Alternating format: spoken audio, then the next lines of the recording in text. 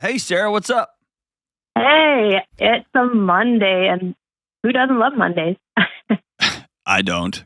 I don't think Garfield does. Anyway, I love Mondays. I'm happy to be here. What's up? Hey, so, I've recently been just struggling, I guess, with this tiny little black box I get to hold in my hand, and Kelly's heart? basically, What is it? What's the little tiny black box?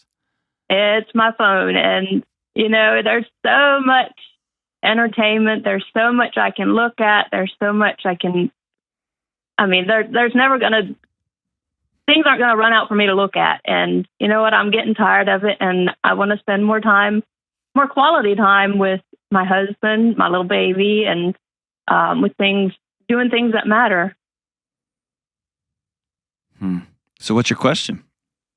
So I've tried multiple times in years past, and, just basically social media obviously is the big thing where, I've deleted the apps. I went without it for several months at a time, several days at a time, several weeks at a time, so on and so forth.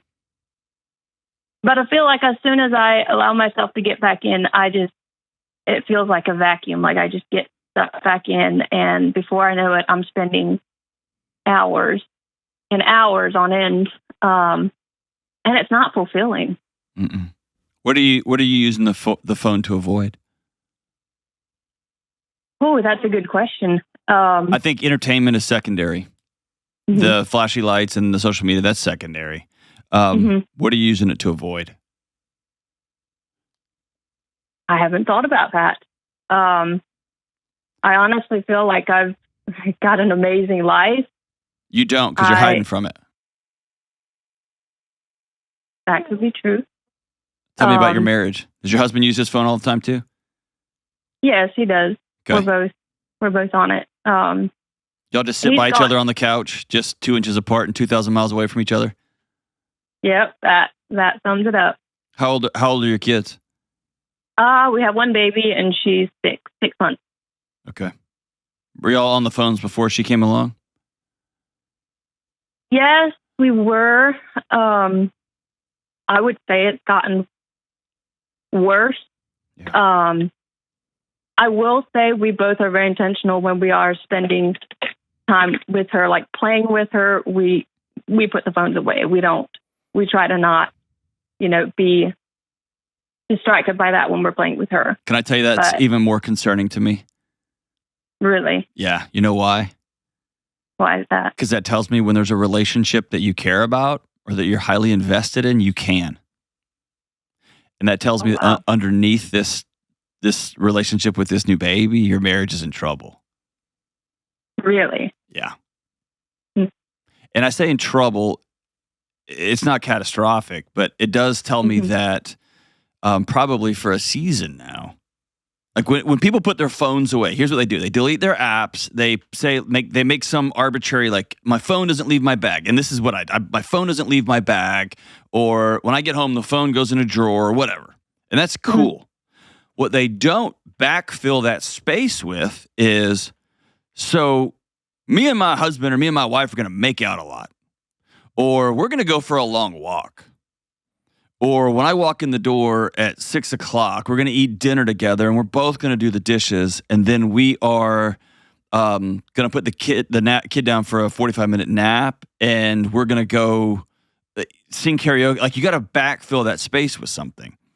And most people don't. And you're forced to deal with the elephant in the room, which is in your own home, in your own marriage, you're bored to death. Or maybe y'all don't find each other attractive anymore. Or you don't like each other as much as you thought you were going to or as you once did. Or it's this quiet life of desperation as the plane is just slowly landing in neutral, right? And so you go back to the flashy thing, to the funny thing, to the silly thing. And if it hasn't happened already, this is when somebody at work texts you a funny emoji and you text them back. Then they text you back, they text you back. And now you're back and forth with somebody that you're not married to. Right. Or you have a 9-month pregnancy and then you get further and further apart there because it's hard to talk about pregnancy, and I don't know how to discuss and what to disclose, and this is weird and this is awkward and yada, yada, yada. And suddenly you look up and it's been a year and a half now and you're home. And whew, man, there can be some hard stuff to deal with there. Mm-hmm. How does that sound? I mean, I haven't really thought of it in that depth. I've been wanting to, I guess I should say, I might have seen this coming far, far off, and I'm wanting to nip it in the bud before it goes off the rails. You know what I mean? Yeah. And I guess I sometimes feel like I might not even have the tools I need in expressing what I need to my husband, which sounds silly. It's not Why silly don't at you all. just say it? It's not silly at all. It's not silly at all. It's hard and it's scary. Mm-hmm. And it's hard and scary for him too. Mm-hmm. I can't imagine Alabama men, well, that's rude. Tennessee men, Texas men in general aren't told, hey man, here's how to sit down and be honest and vulnerable and open with your wife. Here's how to show that tenderness side. Mm-hmm. Right? You're told just to suck it up and move on. And it's really hard when your wife's sitting there, when you have a 6-month-old and there's not a lot of training and there's no connection, there's no tools to connect. And so you got this Jolly Roger device that feels like you're connecting with everybody. And it allows you just to Xanax over your life. Yeah. So I'll push back on one thing. You do have the tools. Every one of these devices has an off button. Right. You can turn it off. Mm-hmm. The question is, what are you going to backfill that time with? Mm-hmm. And I'm going to send you all of the questions for humans for couples decks, and I'm going to send you all the questions for humans for friends decks. I want y'all just for 30 days, try those out. Okay. All right. And then here's the steps below that. Do you have a pen? I can grab one real quick. Hey, don't worry about it. You can just, you'll be able to get this episode, okay? Okay. Mm-hmm. I want y'all to imagine that the marriage y'all had, how long have y'all been married, by the way? Going on 6 years. Okay. The 6-year marriage that you've had is over. Okay. Ta-da! Doesn't exist anymore. Was it good before you got pregnant, by the way? Oh, yes. And I would still say, like, it feels good, but, you still know there's something. That's right. If we're not fighting and, No, it's because y'all are both Xanaxed out of your minds. You're on opiates, probably. Which is the phone, right? Yeah. Mm-hmm. You're going to fight more now when you put the phones away because you're going to have to feel. Right. So tell me some cool things about the first 2 or 3 years when y'all were married. What was awesome? Was your sex life rad? Oh, yes. Okay. Was your it still is. Ooh. Was your going out fun? Yes, we're on a budget. We actually don't go out just a terrible much time because we're, trying to pay off debt, hit some goals. Yes. Okay. And, but we just enjoyed, even if we weren't going out, we just, we stayed home, we played games together. There you go. We just enjoyed each other's presence, I feel like. Okay. I want y'all to reverse engineer that world in this totally new context. What does that mean? I want y'all to be honest about our marriage before baby is over. Mm-hmm. And that, in fact, that means it can be more awesome because we get to rebuild it however we want. Right. And it can be that he doesn't know how to do bedtimes the way you want them done. He doesn't know how you want dishes done. You just get frustrated that they're not being done. Or you see what I'm saying? Like, let's start with very basic needs and wants. Mm-hmm. And let's talk about very basic needs and wants around money, around sex and intimacy, around laughter, around hanging out. And listen, this is going to sound super unsexy, okay? But if y'all aren't already, you got to put sex on the calendar. You have to keep a notes app either on your phone or I keep it in a little journal.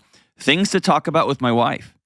I have so much going on in my head all the time. I probably get 200 text messages a day just from random people all over the country. It's such and I can't, as for emails, good grief, and direct messages, it's just madhouse. Not to mention the work and the projects and we're working on something that's going to be out in a year, it's just all the time. And then I sit down with my wife and my body exhales so much that I forget those things I want to talk to her about. So I write them down. And then we plan trips. Hey, we're going to drive an hour to so-and-so. And I'll have a list of things I'd love to talk to her about. And she'll have a list of things. Maybe she heard something in a podcast or she read something in a book and vice versa. And we'll chit-chat over them. Or we'll pull out the Questions for Humans cards sometimes and just dig back in. Things that, like, that it may have changed over the last few years, right? So some of the questions, the way she answered them 2 years ago are different than she answered them now, which is cool. So all that to say is y'all have to be honest about the marriage we had is over, and let's build this new marriage. And I don't want you to give any more power to that stupid phone than it deserves. You can't beat it, period. You cannot defeat the phone, meaning you can't casually drink. That phone is wired to defeat you. Social media apps are wired to be better than you when it comes to just not like, I'm going to open up a bag of Skittles and just have 2. You can't. They're better than you. And if you can, you should probably go see somebody because you're a psychopath. But when it comes to phone, you got to turn it off. Turn it off. And then you and your husband have to stare at each other and say, okay, what now? And we have to rebuild a marriage and make it more amazing than it was before because we get to do that. I'm about to have a high school kid. My wife and I have never been married with a high school kid. So we're rebuilding right now, and I can't wait to see where it goes. It's going to be exciting and fun and super rad. So all that to say is turn the phone off. Create some time from 6 p.m. to 9 p.m. where there's no phones, 0. And then be honest about, hey, I need some help here. I'd like to just sit down here. You want to go make out right here. It's Thursday night. It's sexy night. Whatever. Friday night, let's go do karaoke. Whatever it is, let's rebuild this thing from the floor up. And don't cash out on this really important thing. Have other friends, other couple friends. You have a group of women that you go hang out with. He needs a group of guys he can go hang out with. And then y'all come back together and you're renewed and refreshed and have new ideas and new things to complain about and talk about and imagine. This is rebuilding a new marriage. I'm excited for what comes next for you guys. All of this starts with turning off the freaking phones. Stop numbing out on the life you have and look at each other and say, hey, 5 years from now, we're on a road that is not going to lead to anything good. Let's shut these phones off. Let's turn the TV off. Let's look at each other and let's rebuild something amazing.